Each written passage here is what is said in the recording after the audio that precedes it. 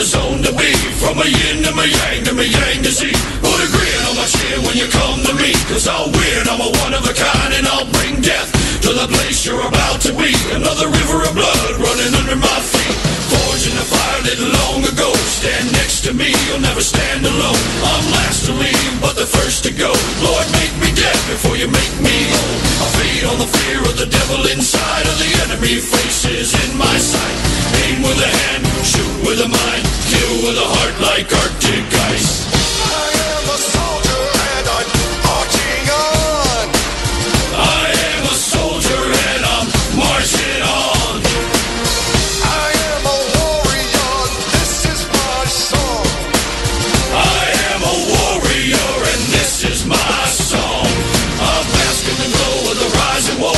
Lay waste to the ground of an enemy shore. Wade through the blood spilled on the floor. And if another one stands, I'll kill some more.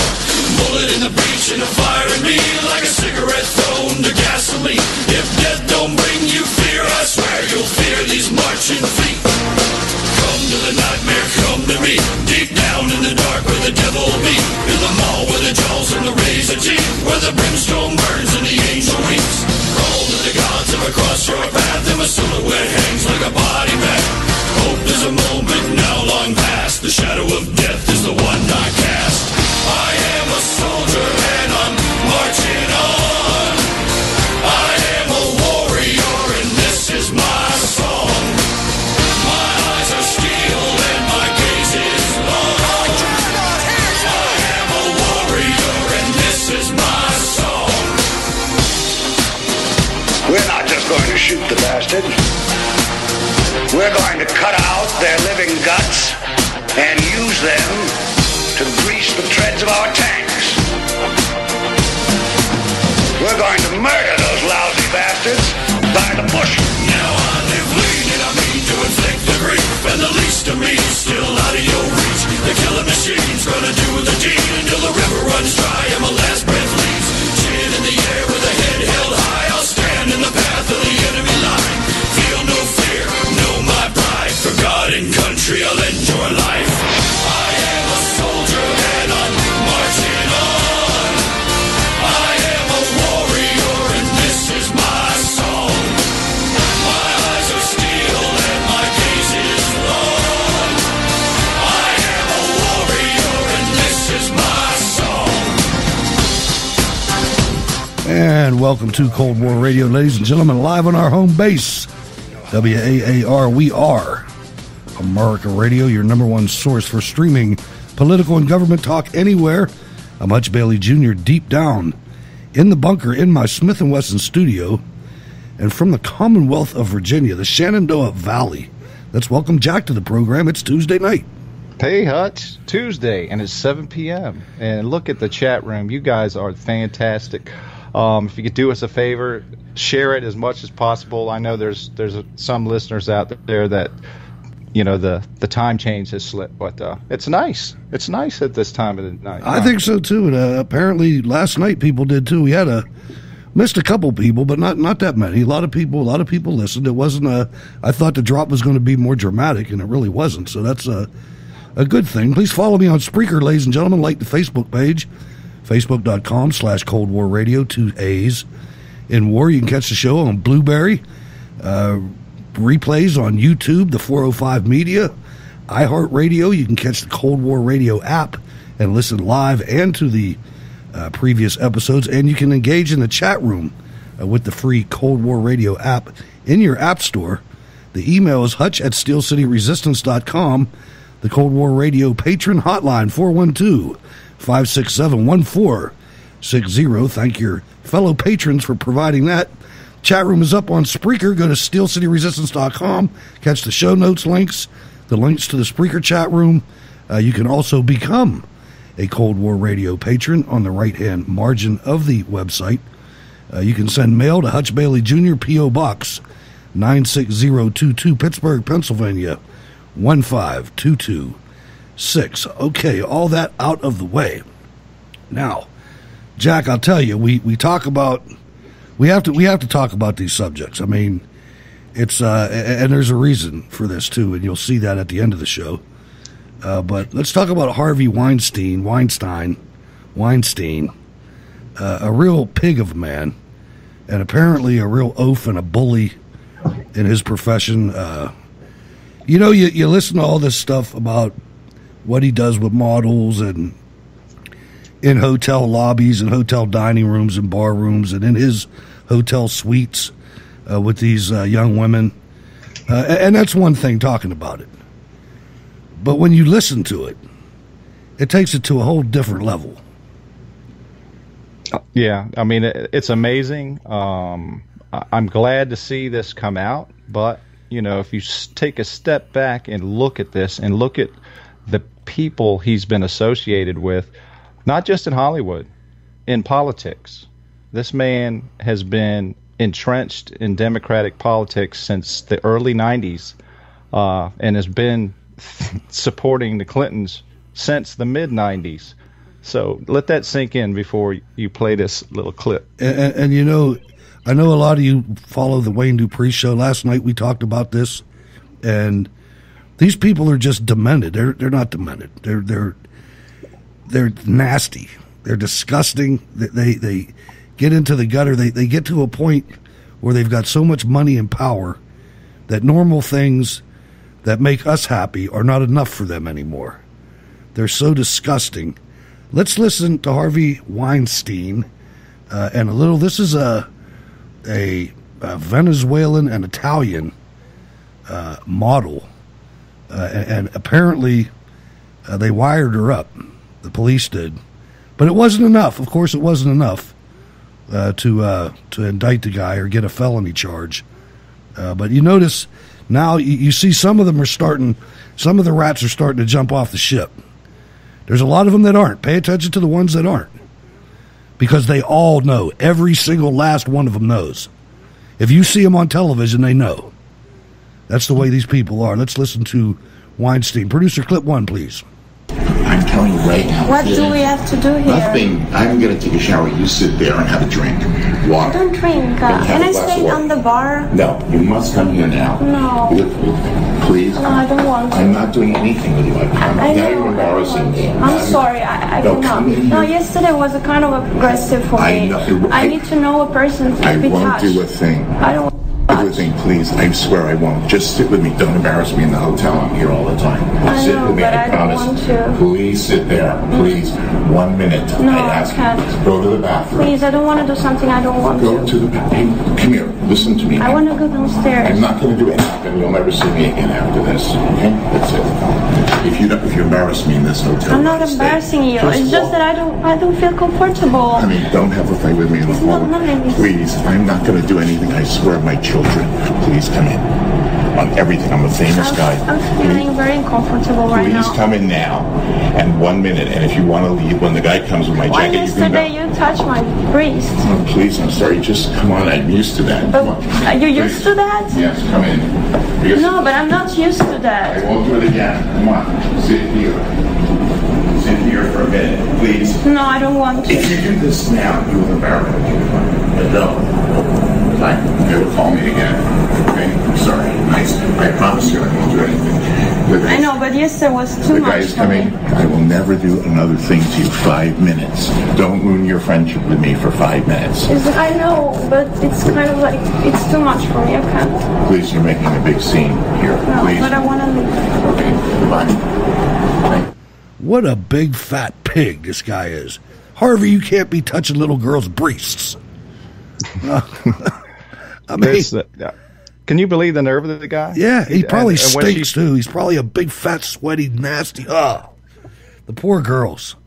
He when she complained about that, he just, his response was just a natural, normal. Oh, I'm used to that. Like, all right, so that's the way he works. And then he's like trying to put shame on her, saying, "Don't embarrass me." Wait a Right, minute. right.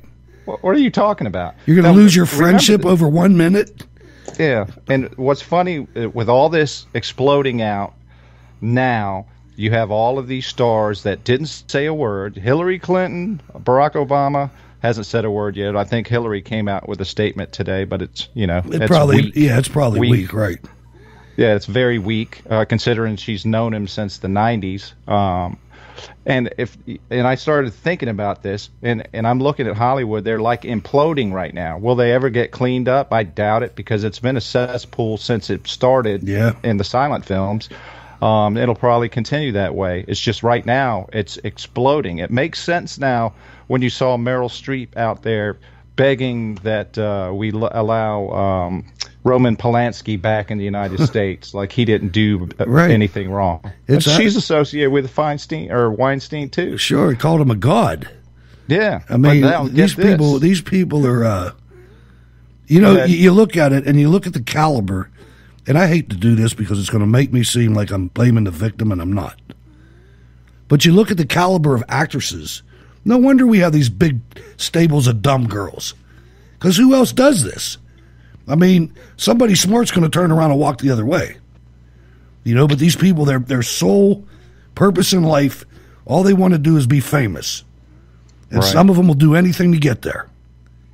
And it's been that way for a while. It's in the music industry as well as the acting and television, movie, screen thing. But the thing that really hits home to me is, remember last year during the election when candidate Clinton got up and called Trump supporters deplorables. She's not calling the people that she associates with as deplorable. Now, you tell me who's worse in this situation. Predators. It sure as hell ain't us. Now, unfortunately, actually, it's not just Northern California now. It's spreading. There's some down in Southern California. The wine country fires are intensifying. 15 dead so far, 100 missing.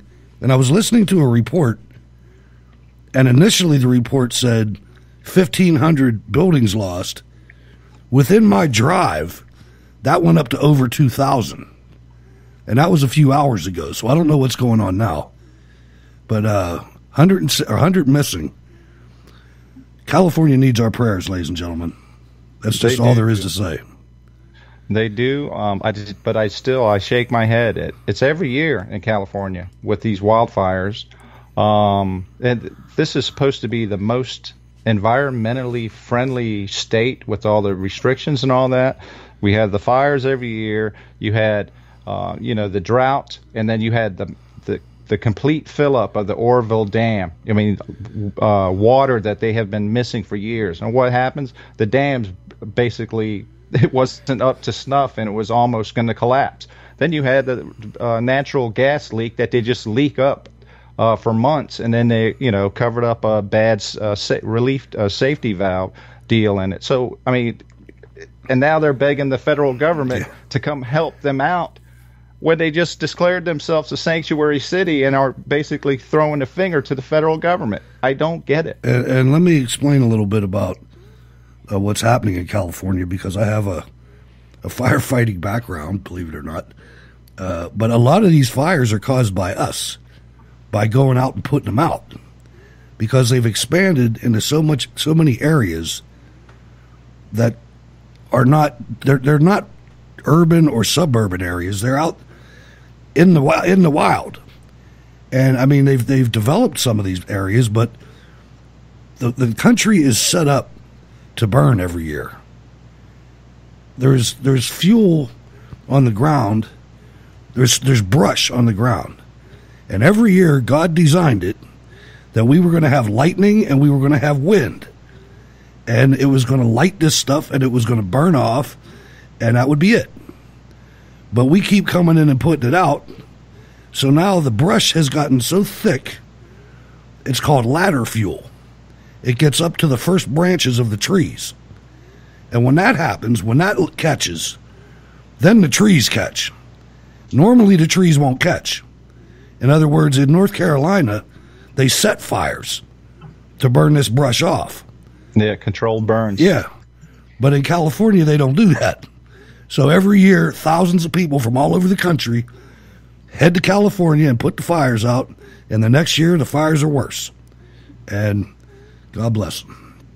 I'm sure there's other reasons and things like that, but that's a fact right there. I mean, that was right in our training. So there you go. Now, let's switch give them a prayer, and switch over to James O'Keefe and Project Veritas. He uncovered a guy, James Comey's purported godson, which if you watch the video, it's on the Facebook page. The video editor at the New York Times name is Nicholas Dudich. And man, he follows this guy. You said you watched the tape. Yeah, he follows this guy around, and this guy is a smoking gun. I mean, it's an amazing. I watched it on OAN. The show will be on at 10 o'clock again tonight. It's called Truth. It's basically behind the scenes deal with O'Keefe Project Veritas, showing how they're going through this whole thing, and at the end they show what they presented today on YouTube and on OAN. So it's out there everywhere. The New York Times American Pravda deal, but it goes in depth on how they track down, get the undercover video, find the interesting parts, and then make sure they do their due diligence to try to make sure that if they put these things out, that they're putting out the truth, right, as much as they can do it. And it's amazing the lengths they go to, especially with this video editor from the New York Times. I mean, that guy is so full of beep. It's not funny. He full lies of himself too every 5 minutes, just to make himself look good. But he does hate Trump, and he does say, basically, I have to be objective, air quotes, and he mouthed like, no, I don't, to whoever the undercover person was. So you already know that's an operative in there. And I love how O'Keefe brings up the ethics manual from the New York Times, and the clause in there that basically says you can't be we all know what the whole MSM has been doing to the Trump administration since before he was elected. So it's not a surprise, but it's good to see it in black and white and in video. Now, one of the things that this guy said was he wants to go after Trump's businesses and Trump's dumb F son, Donald Jr. and Eric, and take the businesses out. And I'm thinking, wait till the Trumps get a hold of this. This story's not over. This story's not over. And I want you to remember the Weinstein story and this story. We'll get back to that in a minute. Now, we're going to go somewhere I hate that I have to go. 412-567-1460 if you'd like to call the program. But from the American Thinker, and Pamela Geller, a very good warrior in the war against jihad, wrote a piece titled Why We Cannot Trust the FBI. And I thought about this, Jack, about doing this story, and I read it and I reread it, and I said I have to, and we're gonna go through this right now. But I want to give you my take on this also. Let's start by just going through a little bit of this. The FBI is discounting ISIS' claim that the Las Vegas attack was jihad, but is the FBI really trustworthy? The Islamic State says Stephen Paddock converted 6 months ago. He filmed himself killing jihadis, or he filmed himself killing. Jihadis do that and post it online. The attack was meticulously planned, as jihad attacks are, and Paddock likely had an accomplice. Paddock made numerous trips to the Middle East. Over 200 of his foreign financial transactions were flagged for possible covert terrorism financing. Contrary to the ignorant, misinformed, and delusional talking heads in the media, ISIS does not take responsibility for events that are not theirs. This has led even the New York Times terrorism expert to give credence to ISIS claims.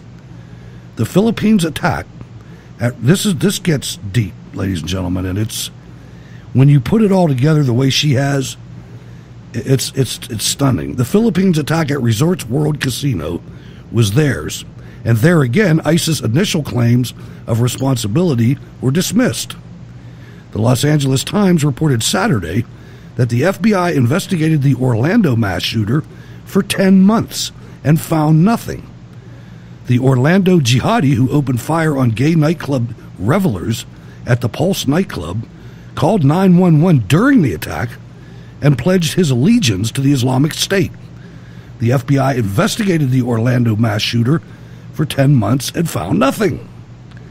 The FBI was warned of the Muslim Boston bombers multiple times and did nothing. Their inactions led to the Boston Marathon bombings. And in another case, an FBI translator married the ISIS fighter that she was supposed to be investigating. The FBI was in on the planning. This is the one here. This is the one that the FBI was in on the planning of the jihad attack against the Garland Muhammad Art Expo in Garland, Texas. They did nothing to stop it, not even giving us a warning that my event was targeted by devout Muslims who meant to kill us Charlie Hebdo style. We killed those jihadis. It was the security team I hired to protect my event that saved numerous lives. Nothing the FBI did. We survived despite the FBI. The FBI was in on the planning of a Boston plot to behead me. They did not warn me or alert my security team. It was a Boston cop who killed one of the Muslims who had attacked a cop on his way to New York. The ISIS plot to carry out mass shootings in Times Square, the New York City subway, and at music concerts reported yesterday actually took place this past June. All three were arrested months ago, but the FBI had it sealed. What else are they not telling us? Jack, this goes on, but this is disturbing to no end. I mean, yeah, I think from the get-go, most of the listeners, yourself and I, were kind of dumbfounded that, like, less than an hour after the Vegas deal, after ISIS claimed it, FBI just came down and said flat out, nope, this has nothing to do with ISIS. I know that there was a couple of arrests over the past couple of years where they had promoted a story that they had seen someone before it, but what it was the FBI had been in there and basically gave the person they arrested an inert or an inoperative explosive or something, and that's how they caught the guy. Yet you have people on watch lists. The Orlando shooter, he was on the FBI, had been on their radar, and he just slipped through. I think all of them have been. Yeah, the ones that have actually killed people. The ones they caught are the ones that they set up.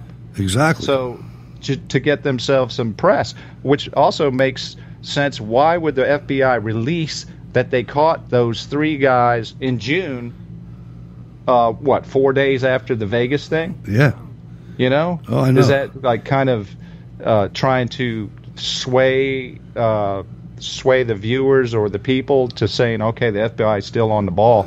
It makes it, to me, sound like they dropped the ball again. And what you were saying about the inert thing, she goes on, while I do believe that undercover FBI agents have to play along with the jihadis they're dealing with, because in order to be an informant, you have to have credibility, it's a whole other thing if you're encouraging and cheering on the proposed murder of Americans who are standing in defense of freedom of speech, and then not doing anything about it. Why did the FBI only have one agent there, and not a team waiting for them to shoot back? The FBI knew about the attack before it happened, but did not alert law enforcement or my security. She's taking this personal, I don't blame her, or my security apparatus. When I first heard that the FBI had prior notice of the attack, I thought that it was very short-term notice. It was assumed by many people the FBI had had some sketchy prior knowledge of the attack, but nothing particularly specific. But we know now they were in on the planning of the attack and did nothing about it. If you recall, the FBI only got around to a general alert just 3 hours before our event. It was Garland Police, not the FBI, that coordinated all the super security efforts with our own security team. The FBI knew about the impending attack. One of their agents told Simpson to tear up Texas, and an accomplice of Simpson was even communicating with the undercover agent at the time of the attack.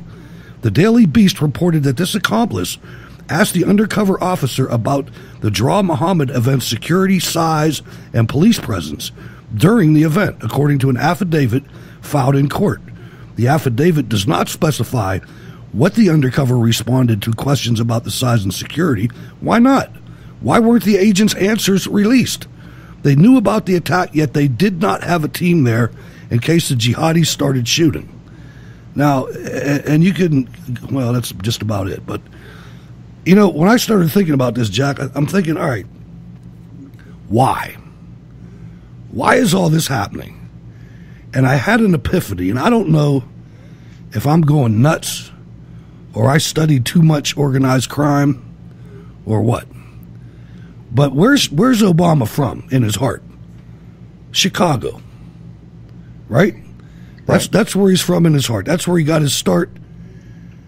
Who do you think influences politicians in Chicago? The Chicago outfit. The Chicago mob is the strongest mob in the country. You don't even have to be Italian to be in it. Who is the biggest person that would stand in the way, or organization that would stand in the way of the outfit? It's not anybody that's from Chicago or from Illinois. It's the FBI. Anybody who ever has gotten taken down in Chicago, it's been by the FBI all the way back to Al Capone. Maybe this is a setup to take the FBI down. Maybe all this credibility failures are all on purpose. Or it could be, I mean, I'm a little bit deeper down the rabbit hole than you, Hutch, to be honest, because you figure after 9/11, you had the war on terror, the never-ending war on terror. So every once in a while, you need to have some victims to keep this going, the gravy train going for who? McCain and McCain's crew and Arab Spring and ISIS and the boogeyman and all this stuff. So, hey, I mean, this happened. This happened during the latter parts of the Obama administration. So did the Boston bombing, and you know, to me, the parts where you have the FBI arresting and parading, hey, we got these 18-year-old kids. They set the fake bomb that we basically urged them into it, coaxed them into doing it, and they pulled the trigger, but we saved you because we prevented it, and we got one of these bad guys off the street. Yet you get the bombs in Boston, you got Orlando, you had New York City with the pressure cooker bombs last year. You have what happened in Vegas. I would add that to it, and what she's talking about, the attempted murder in Garland. So I look at it more like they want to have these so you can continually have the fueled hatred for the boogeyman, the war on terror. I don't think those two have to be mutually. I don't think those two things have to be mutually exclusive. I think those could be two separate tracks. I mean, I'm not as well schooled on the mob activities there, Mr. Hutch. Well, I'm just saying their main nemesis is the FBI. That's who. Oh yeah, goes after organized crime. And if you're sitting in the presidency and you're from Chicago and you got I'm not going to mention any names, you got people in your ear and in your bank account saying, hey, let's do something with these guys. So they put a patsy in there and they start making them to where they lose all credibility. See, when I get nervous, Jack, I get nervous when I see a whole bunch of people saying the same thing. Whenever that happens, that's when I get nervous, and that's what I'm seeing right now. There's 5 or 6 articles like that around. Everybody's talking about the FBI. It's really disheartening to me because I know some folks that are in the FBI, and they would have nothing to do with any of this. So it's got to be way up there. It's got to be within the swamp that's pulling this crap. And it might not just be the FBI. It could be other parts of the so-called deep state operatives that are trying to destroy this country. It's possible. All right, let's go to another law enforcement situation. The official Mandalay Bay massacre narrative just completely changed. And this is by Sundance at the Conservative Treehouse. Let's listen to the sheriff, and he's going to tell you about this, but I want you to note his tone. His tone has changed. Producer, clip 2. Picked up on it. Yes, the timeline associated with the original shot in Mr. Campos has changed through investigation, as I have conveyed to you from the very beginning. and your zest for information and my zest to ensure the public safety and the calming of their minds is some things are going to change. Now, they are minute changes. Okay, there's not this all-encompassing answer associated with the information that we presented before. In other words, it's not completely inaccurate. But what we have learned is Mr. Campos was encountered by the suspect prior to his shooting to the outside world. Okay, so it's not a big change. Just the security guard got whacked way before he started shooting. Oh, no biggie. That's no right? biggie. That completely changes the whole freaking narrative. According to the latest stunning revelation by Sheriff Lombardo, I'm starting to think he's a patsy too. Security guard Campos was responding to a door alarm notification, presumably from a fire exit door being opened by suspect Paddock on the 32nd floor. Upon reaching the floor, Campos noticed the hotel room suite door was ajar and heard the sound of drilling. He didn't knock. Paddock was drilling a hole in a door adjacent to an adjacent room when Campos walked in at 9:59. That's when Paddock opened fire on Campos, wounding him in the leg. Immediately thereafter is when Stephen Paddock broke out the windows and opened fire on the crowd below. This latest revelation is explosive because it shows Paddock was interrupted in the act of preparing for the attack and not during the commission of the attack itself.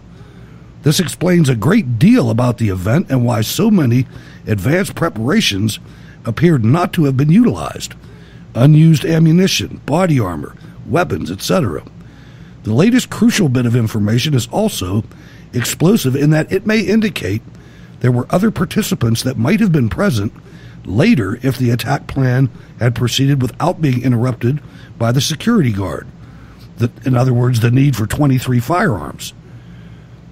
Within these latest developments, it is entirely possible that Paddock would have had a great deal more effectiveness in the overall attack if he had finished the preparation prior to carrying out the shooting. The hurried need to carry out some level of the attack, despite the interruption, might also explain why Paddock just smashed out the windows to begin firing. He may indeed have had a much more substantive plan, but was forced to drop that approach by the unexpected interruption prior to the shooting. And you go through this, and ladies and gentlemen, I would encourage you to go to steelcityresistance.com and check this. It's too long for me to talk about on an hour show, so I'm just giving you a tease. But when you think of the things that are possible now, Jack, I mean, I always wonder, why did you take 23 guns up there? There might have been two vans of people in the parking lot. Yeah, I'm not too concerned about that part of it. I'm more concerned about how the information is being given to the public. Once the first leak came out with the pictures, the crime scene pictures that showed all the different arsenals and the magazines, and of course the shooter laying on the ground and all that was leaked out because they had a tightly controlled narrative they were going through. And it's once those photos came out, the next day they had to backtrack and do these things and do these things. So I'm thinking, at that time, this could be people that want to tell the truth are putting out this information, and the people trying to squash it are now having to backtrack. And then I was thinking again, especially with what happened yesterday, that's completely and totally. It's. I think Peaches in the chat room said that's not a small change. No, it's not. They originally said that he came up after the shooting and got shot. The guy shot 200 rounds through a door. That doesn't sound like he did it. It sounds like he walked in, he shot the guy in the leg, and once he was down, he went to go shooting the concert goers. I'm surprised he didn't finish the security guard off. That's the part that I don't understand. That part. Well, yeah. Well, he had body armor there. That I didn't know that came out yesterday. But then I was thinking, I know that law enforcement sometimes will put out via the media false information if they're trying to find somebody else. They first said, "Oh, it's just one guy. This is it." Blah blah blah. This was a total lie, though. I mean, this was a total lie by the law enforcement, and Not only that, but the time that it took when he got hit, for all this to occur, I don't know what he did. He got shot and laid there, or did he go around the corner? Doesn't this gunman know that if he doesn't stop him, that they're coming up the stairs? Well, he had already drilled and sealed that door shut. That's why the SWAT team had to bust that door down. Right. So that probably took 15 seconds. And so that probably, when he started hearing a banging on the stairwell, that he knew that he had already sealed shut with, drills and bolts or whatever. Once he heard that bang and he knew his time was up, his plans were already foiled because he shot the guard. He didn't have his escape thing done. Boom. Shot himself. You go back and you have him drilling that hole, so he's not ready to start shooting yet. Security guy walks in the room. He caught him drilling one in the room, and they said that might have been for a camera, but he had already drilled that stairwell door. Just bear with me here. So he's drilling. Security guard walks in, shoots the security guard in the leg. Now, why doesn't he know if he doesn't kill that security guard, he's going to have company? If he kills him, he might not have for a little bit. I'm trying to figure out what that security guard did after he got shot, because the cops never came into the room until after everything was over. Right. It was like 10 minutes later. 10, 12 minutes later. And the only thing I could think of is this guy was a numbers guy in his head. He had numbers down on paper. He played poker, which numbers. He probably just had it all calculated, thought it was going to work. He never built in his calculations, what if this happens to me? Because in his mind, he had it all set up. Well, by drilling into that stairwell door, he triggered the alarm, which brought the guard up. I hope they have some decent investigators, because I want to see who was supposed to man those other rifles. That's the thing that gets me. That's enough to take over some territory. What that guy had, if you got trigger pullers, and he had enough ammo. So we'll probably never know, but it's just something, the way that they deceive everybody all the time. I think you nailed it right there. I think 100% we will never know the whole entire truth. I don't think so either. We will not. Because they don't trust us, and they're ruining their reputation. They're turning into fascists, man. It's a shame. Yep. All right, now let's switch to politics. Like I said, go to the show notes links. It's a worthy read, ladies and gentlemen. There's a lot of things listed on there that don't make sense. But let's switch to politics, to Breitbart for a second. And we all heard what little Bobby Corker said with his Twitter stream, because you don't even have to have Twitter. You can hear it on the news. But the narrative was that all of the senators, all 52 of the senators, feel the same way as Corker does. And they got into the Senate and started asking people, and it's not true. Many Senate Republicans reject Bob Corker and stick up for President Trump. Now, I'll tell you, that's what you better start doing. Because if you go down this Bob Corker hole, you're going to end up a civilian. And you've got some formidable forces that are coming at you, and I'm going to be one of them. And I want you to listen to a clip from the Sean Hannity show when he's interviewing Stephen K. Bannon. Producer, play clip 3. They have betrayed their promises. How do you make a promise for 7.5 years and not fulfill it? It's a lack of sense of urgency. By the way, these guys work 3 days a week. The American people, now people are working 2 jobs, their wives are working 2 jobs. They know the urgency out there on the economic hate crimes that have been perpetuated on the American working men and women in this country because of the trade deals. Is this a fair statement? Is Steve Bannon declaring war on the establishment that are not for the working men and women in this country? 100%. We are declaring war on the Republican establishment that does not back the agenda that Donald Trump ran on and the President of the United States, and that is an agenda that we know backs the working men and women in this country. This is basically a war, because you know what McConnell did in Alabama.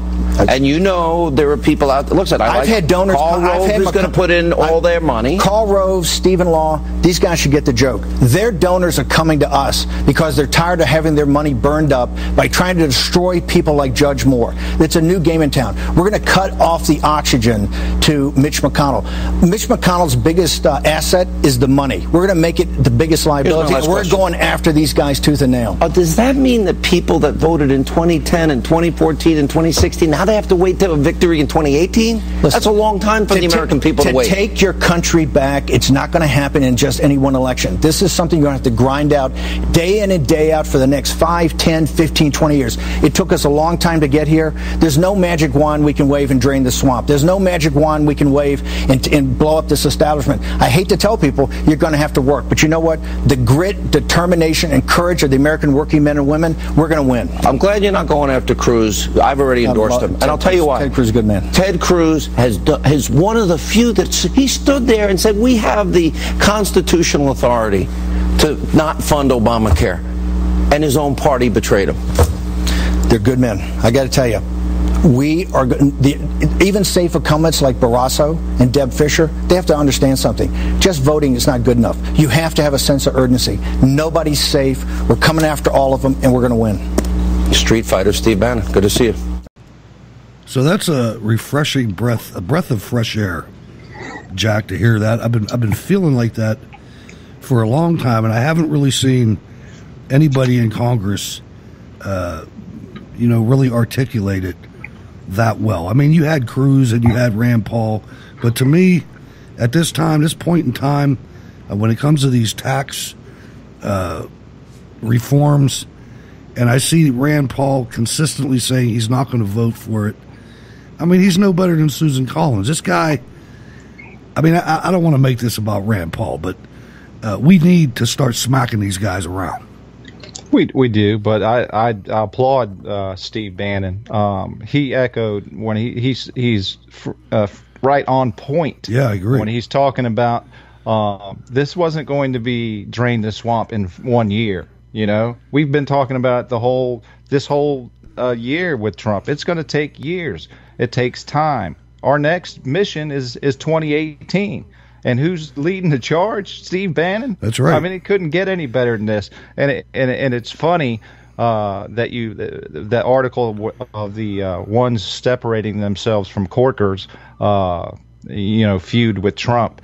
One of them is John Barrasso, up for re-election, who just so happens to be up for re-election, and Bannon already has put his name behind Eric Prince, which I'm sort of kind of shady on that, but some folks that are tuning in, they like the guy. He's the one that owns Blackwater Z and whatever it's been turned into now. But he's wants to challenge and primary Barrasso. So right there, that's a good change. We already have Kelly Ward challenging Flake in Arizona. You have Judge Moore that's took over from Strange, so we already have him going. And there's some Democrat seats.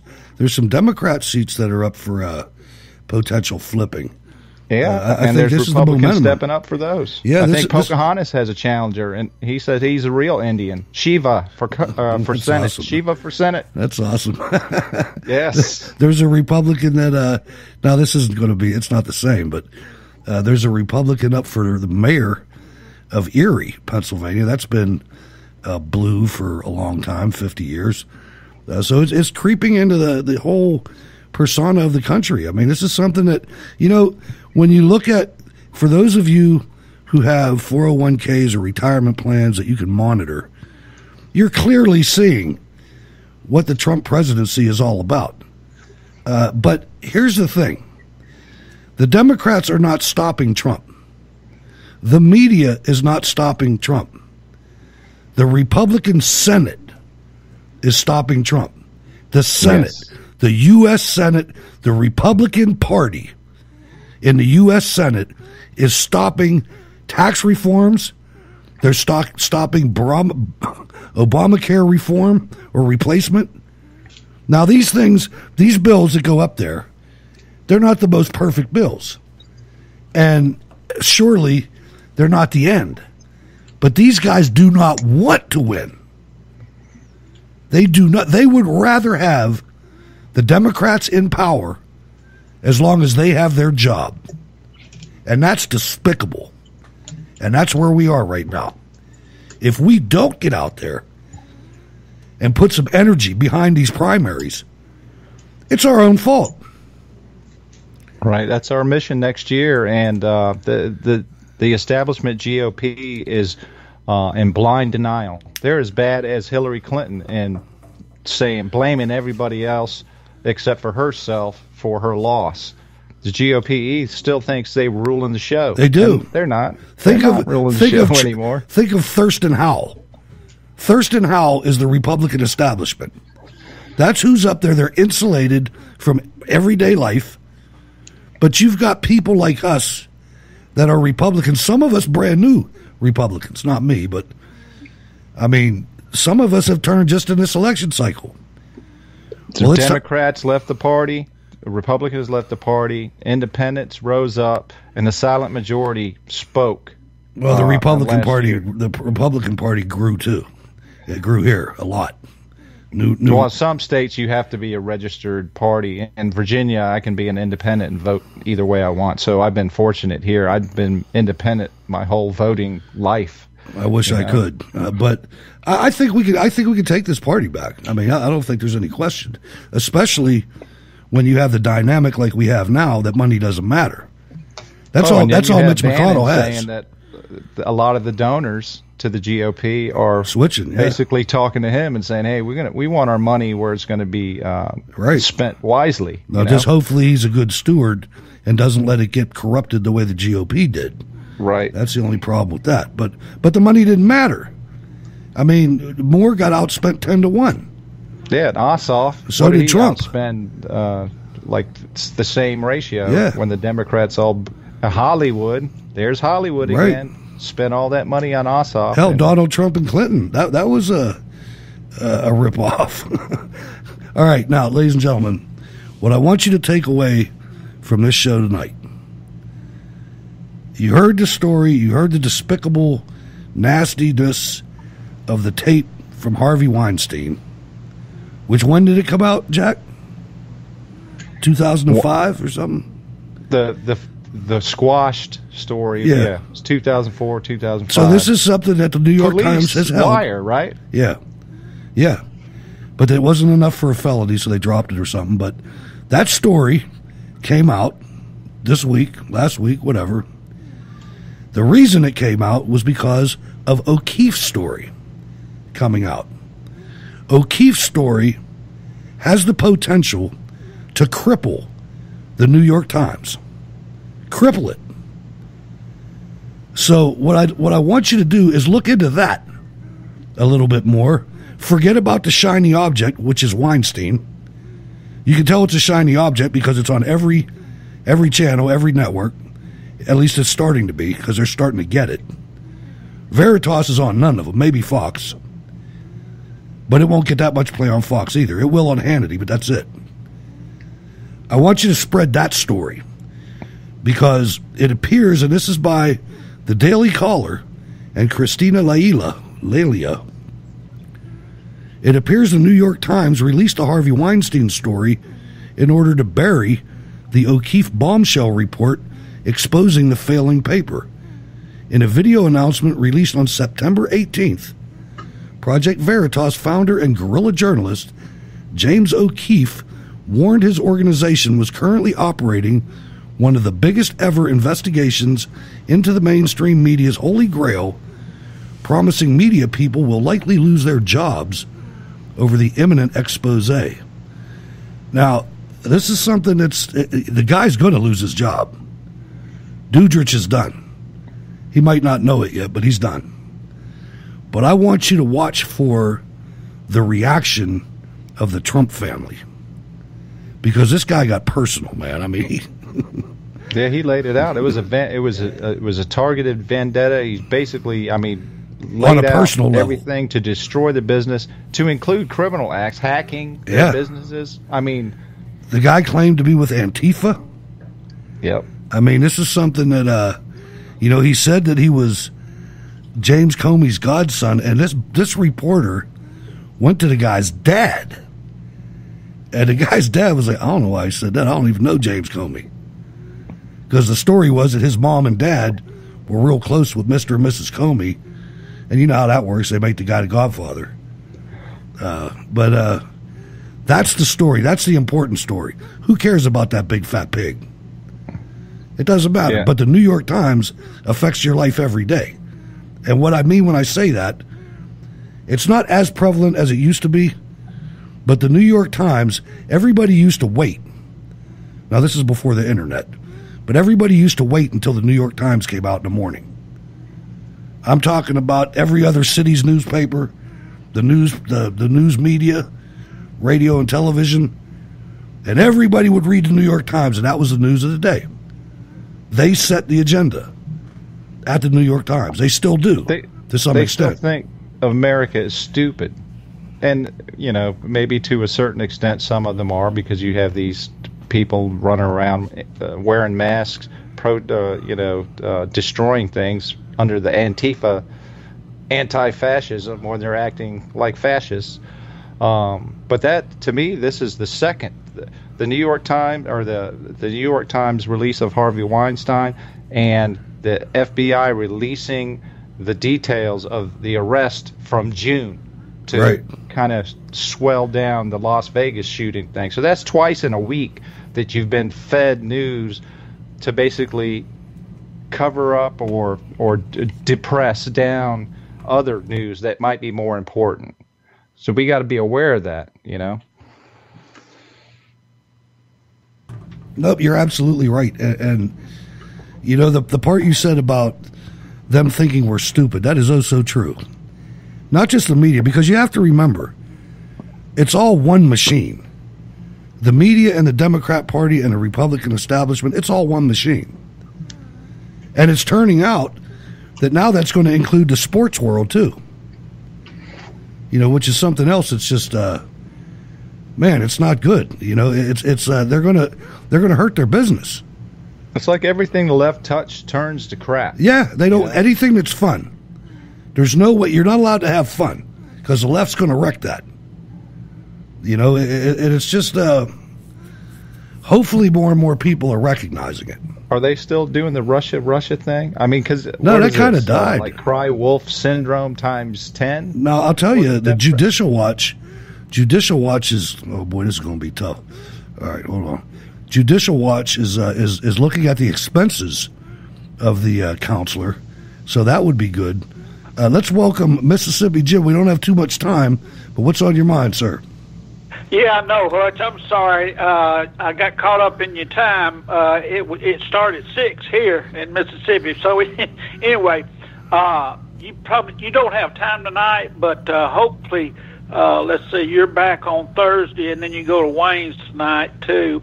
I'd just like to hear more about this Veritas thing. I just caught a glimpse of what y'all are talking about, but not a glimpse, but a word or two. So I'd really be interested in hearing about it. So whenever you get a chance, I'll try to call you on Thursday night, or you may discuss it on Wayne's. Or go to Jim. Go to Facebook.com/Cold War Radio. Facebook.com/Cold War Radio. 2 A's in war. Cold War Radio. And it's under the comment is 521 is the episode. The video's on there. Okay. The Veritas video. Right. Okay. Thank you very much. And Jack, you do a good job. I'm getting where I get a chance to hear Hutch more and more. I used to listen to him and Wayne all the time, but I like to hear Hutch too. So I'll get back. Well, I appreciate it. It's an honor to have a call from Mississippi Jim on this show. That's the first time for me. But hey. Well, I'm very much interested, and Hutch is a special guy. He and Wayne are both. So anyway, we'll talk to you later. Bye-bye. All right, thank you, sir. Mississippi Jim on the line. But you know what? We're out of time. Good show tonight. We could have went longer. But these things they're not going away. Not going away. Just remember, not too much noise on Weinstein. We got to do this with O'Keefe, and I fired my man. Let me try this again. All right, here we go. Let's bring Jack back in the fold before we get out of here. Give him a chance to at least say goodbye. I hit the wrong button and hung up on everybody, Jack. We're almost out of here. Final thoughts. It's been great. It's been another good show, another eye-opener. A lot of things for us to all debate and discuss. And sort of unraveling the terrible web that is weaved by the mainstream media. We're gonna just bust right through that, and we're going to head into 2018 with our eyes wide open, and we're going to change things. All right, thanks for being on the show. To everybody listening live, I want to thank you for listening live, and to those of you who listen to the podcast, love you guys too. Wayne Dupree coming up next in a new time slot of 8 p.m. I'm Hutch Bailey Jr. on Facebook, Berg's Eye View on Twitter. Thanks for letting us into your life for 1 hour, ladies and gentlemen. Got to get up to the helicopter. God bless.